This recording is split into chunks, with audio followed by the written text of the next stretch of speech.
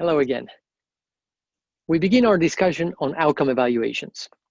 But before we do so, we need to understand what is causal analysis. We said that outcome evaluations mainly serve a purpose of assessment of merit and worth of programs. And the best or most appropriate mode of inquiry for these assessments of merit and worth is causal analysis. In this video, I would like to talk about causal analysis and causality in general. One of the central questions in outcome evaluations is, of course, did the program cause the outcome? Right? For example, did the program cause a reduction in participants' recidivism?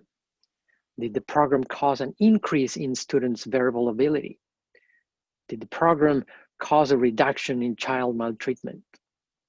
All of these are questions about causality, right? Did the program cause a reduction, right, on some outcome or an impact on some outcome?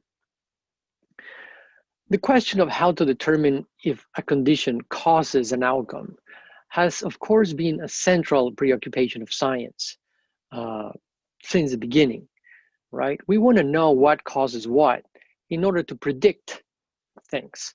We want to understand how the world works, and causal relationships are a fundamental part of our understanding of how the world works. If I do this, this will happen, right? If I do this, this other thing, that will happen.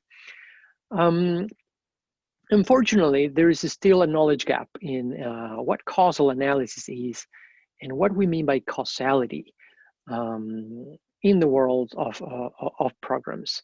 That's why I want to dedicate this video to the understanding of what we mean when we say that something causes something else, and what do we have to prove when we want to assess that some condition, causes some outcome.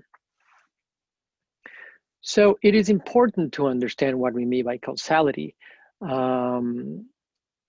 before we can learn how to assess a causal relationship, right? In social science, we have two paradigms to explain causal relationships or to research causal relationship. We have idiographic explanations, or the idiographic model, that focuses on a single case. We look at one individual case, right? For example, what caused Tom to physically abuse his child? And we do detective work on that case, and until we understand everything that led Tom to act in a certain way. And we say, okay, this caused Tom to act in a certain way, right? It focuses on subjectivity and context and the meaning of things for us to explain what happened in this specific case, what caused this outcome for this specific case. On the other hand, we have the nomothetic model, nomothetic explanations, which is focused not on a single case, but on a population, right? The question here is what causes parents, let's say, to physically abuse their children? And now this is akin to a criminologist's work on crime, right? We're not focused on a single case per se, but on what causes populations to commit a certain crime or not, right? And nomothetic research focuses on objectivity, prediction, and the keyword here on generalizing findings.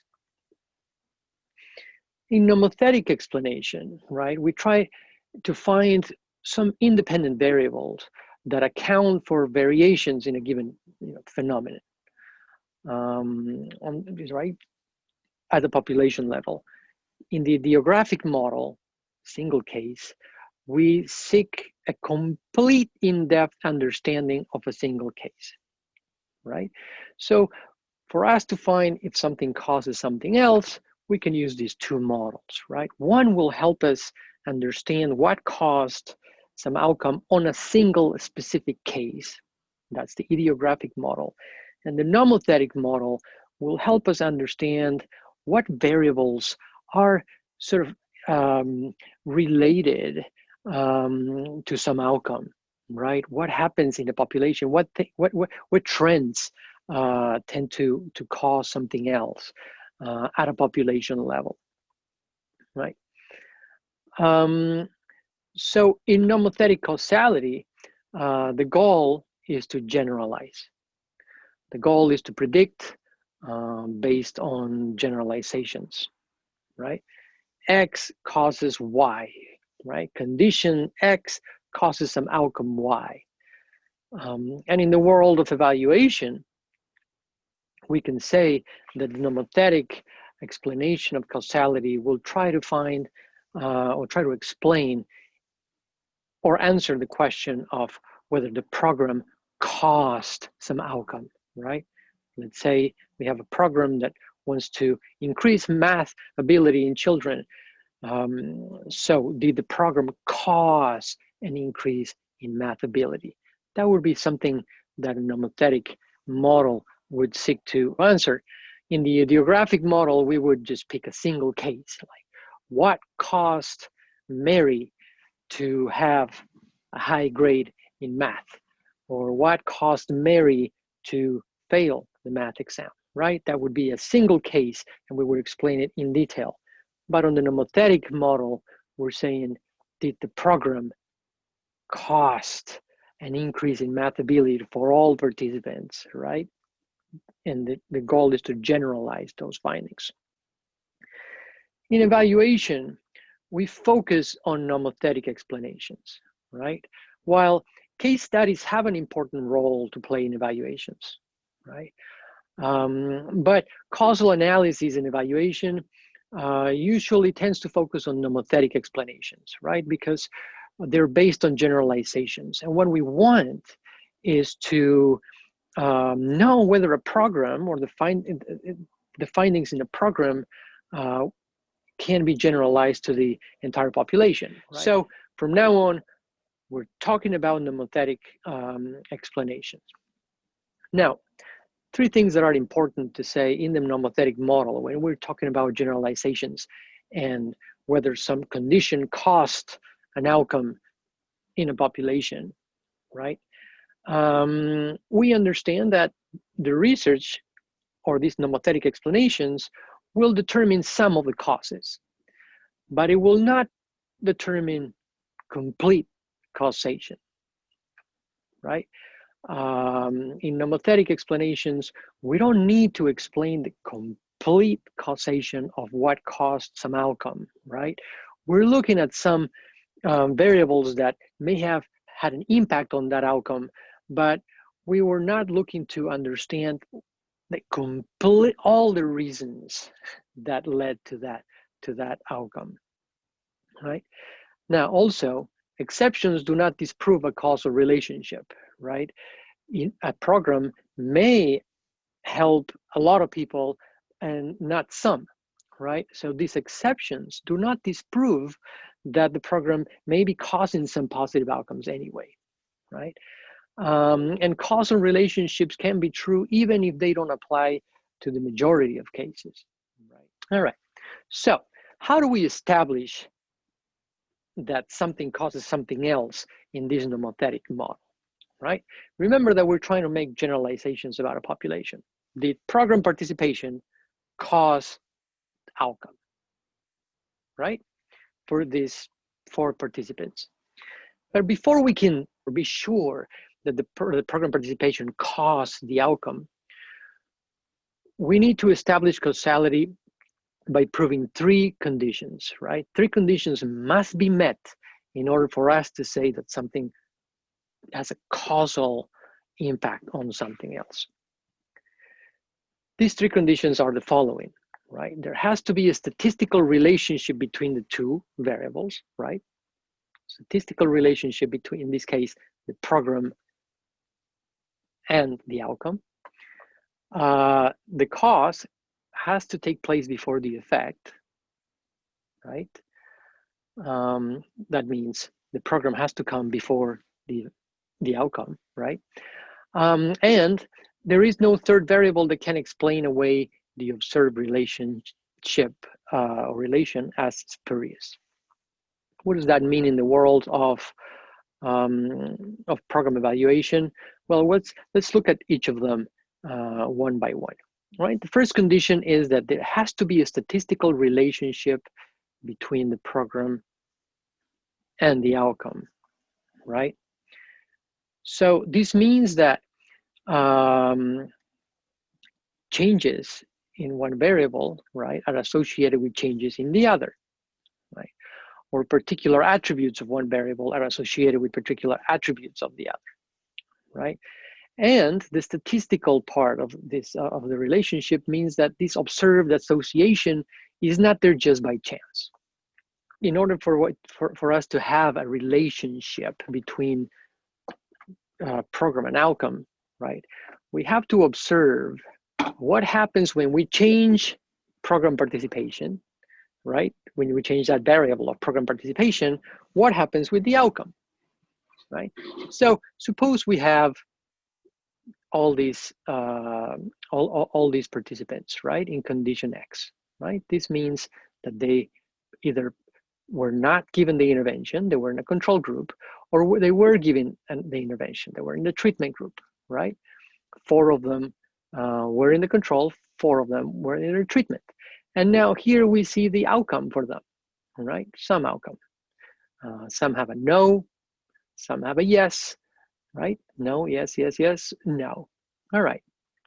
Now here we see, if we put these values on a table, we see that when condition X is present, right? When you are in the treatment group, right? Then we see the outcome. We see 3 yeses and 1 no, right? And when we change from treatment to control, right? When we change the condition X, when we change that, we see that there is a change in the outcome Y, right? As we move from condition X control to condition X treatment, we see that the number of cases with outcomes Y, right, or yes, increases, right? So as we change one, the other one changes as well, right? This means that there is a relationship. Let's look at this other example, right? We have this condition C, right? Same thing, right? The control or treatment and an outcome. If we plot them, we see, okay, if you are in the treatment group, this is your outcome. You have 3 yeses and 1 no. If you go to the control group, you have 3 yeses and 1 no. They're exactly the same.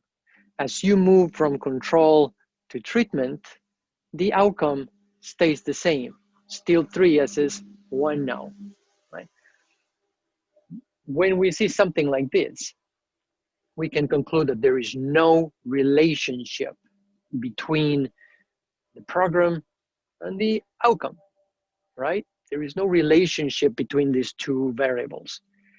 Or condition Z is not related to outcome Y, because as we change from control to treatment, there is no difference in the outcome.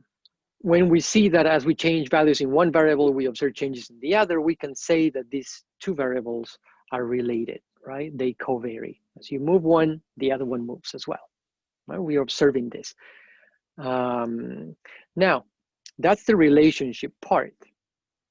Now, we want to make sure that this relationship that we're observing is not there just by chance, right?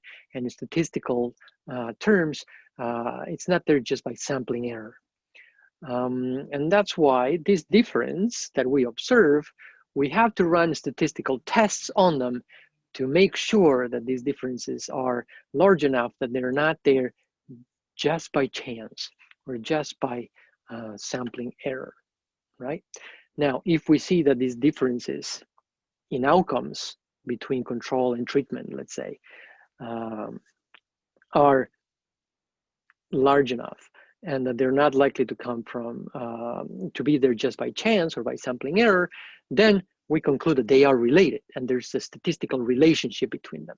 But this is just the first condition to establish causality. Correlation does not imply causation. We still need to prove 2 other conditions. The second one is that the cause came before the effect. we have to make sure that the cause came before the effect. If we want to make sure that some variable x is causing some variable y, then we have to establish that x came before y.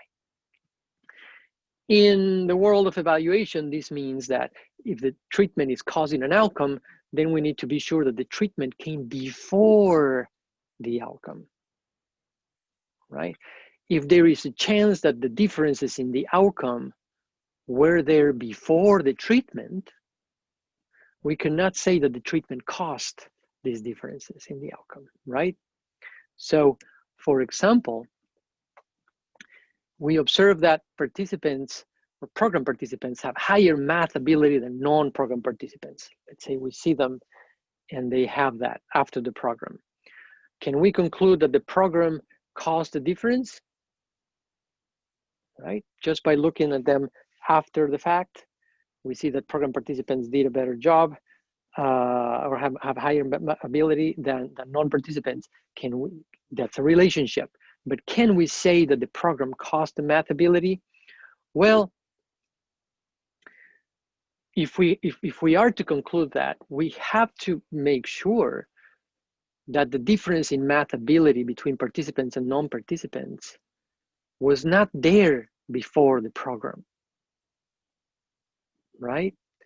Maybe those that joined the program were better at math than those who did not join the program to start with, right?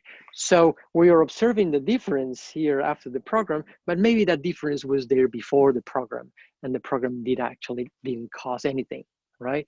This difference may have been there before the intervention.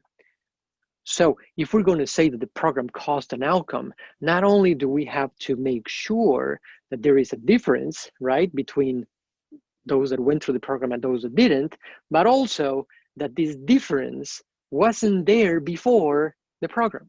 We have to make sure that the difference was only there after the program, if we're going to say that the program caused the difference, right? For example, we observe that people that attend our food bank are more likely to suffer from food insecurity than those that do not attend the food bank. Does that mean that the food bank caused food insecurity in participants? Of course not, right? Maybe the participation in the food bank is a function of food insecurity, right? So it's not the food bank that caused the food insecurity, but it's the food insecurity that caused people to join the food bank, right? So this is kind of obvious, right? But in evaluation, if we're going to say that the program caused the outcome, we have to make sure, or the differences in outcomes between participants and non-participants, then we have to make sure that that difference was not there before the program. Okay.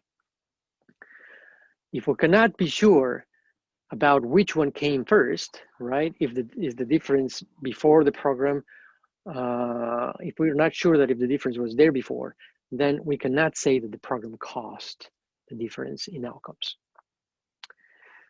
The third condition states that we have to make sure that there is no third variable that can explain away the observed relationship as spurious, right? Spurious relationships, these are relationships that are not genuine, or they're like coincidental, statistical, relationships that are explained by some other third variable, right? That's what spurious relationships are in the world of statistics.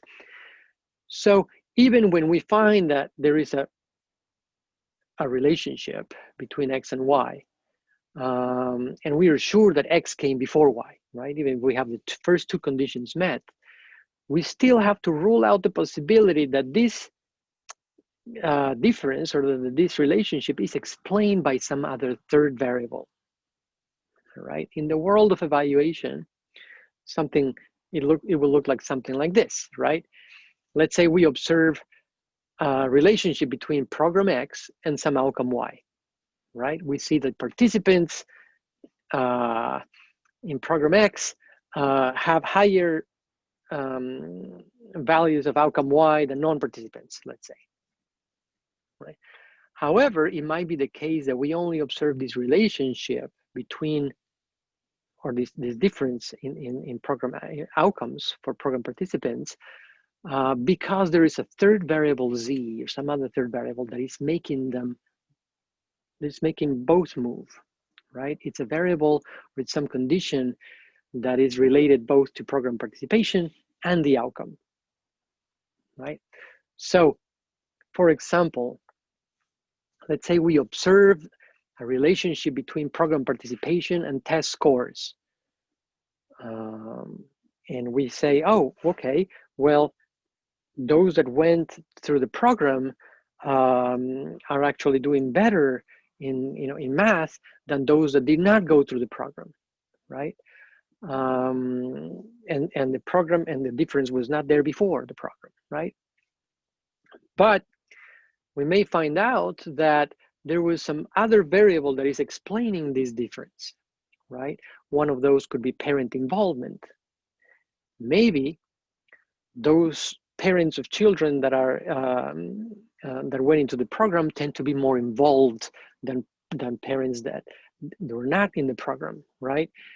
So they made sure that their children were in the program, right? And also made sure that they were doing their homework and they were learning more math, right? So the difference we see in program participation, right? Also, we see it in higher test scores, and it's all explained by parent involvement, right? It's not caused by the actual program, but it's caused by parent involvement that is causing both participation in the program and high test scores in math, right? This would be an example of this third variable, parent involvement, explaining the difference there, right? Many programs in education or even employment, we need to make, there's this participant characteristic called motivation, right? Sometimes we have all these graduation programs, right, that allow students to self-select or to go into the program voluntarily. And we observe that, program participants actually have better graduation outcomes than non-program participants in many of them. But that is, we cannot say if it is the program that is causing them to graduate at a different rate than those who are not in the program. It might be motivation, right?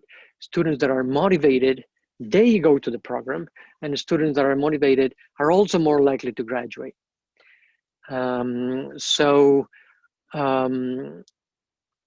Many of these programs, we don't know if they if they have a causal impact on graduation, because students that choose to go to these programs are highly motivated anyway. Maybe they would have graduated even without the program. But because more motivated students go to the program and also graduate, we see this relationship between program participation and graduation. But it might be all explained by motivation. In this case, the program is not causing graduation, but motivation is causing both program participation, or is related to both program participation and graduation. So we can conclude that the program caused the outcome only, right, if we can rule out that other participant characteristics that are related to both program participation and the outcome was there, right? So we have to rule out any participant characteristic that may be related to both the outcome and program participation in order to conclude that the program caused the outcome. All right, so in summary, in order to say that a program caused an outcome, right, we need to establish three conditions. First, we need to establish that there is a relationship between program participation and outcome. And that means that those that participate in the program, there is a difference in the outcome right? For those that participate and those that do not participate. There has to be a difference. Otherwise, we can't say if the program works at all, right? So we have to observe a difference, and this difference has to be statistical, right? It cannot be just there by chance. It has to be a statistical relationship. The second condition is that we need to make sure that this difference in outcomes between participants and non-participants was not there before the program, right? We have to make sure that the difference came after the program. And third, we need to establish that this difference, right, for program participants and non-participants, it's not explained by some other characteristic of participants that is related to both program participation and the outcome, right? So if we can do these three things, then we can establish under the nomothetic causality model that the program caused the outcome, right? Now, there are research designs that allow us to assess if these three conditions are met, right? But we're going to talk about these research designs in the next video. For this video, I wanted to establish what are these three conditions that must be met in order for us to say that something causes something else. I'll see you in the next video. Thank you for watching.